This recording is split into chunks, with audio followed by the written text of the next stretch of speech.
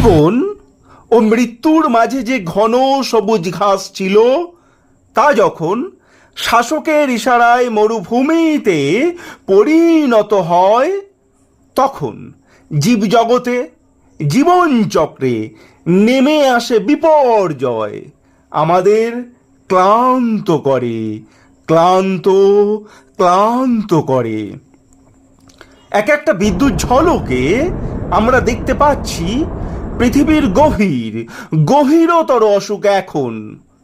সেই অসুস্থ পৃথিবীতে শিক্ষিত মধ্যবিত্ত সমাজের উপর নেমে আসা প্রহারকে কালো কালো অক্ষরে ফুটিয়ে তুলেছেন লেখিকা অর্পিতা সাহা ক্ষতিপূরণ গল্পটিতে।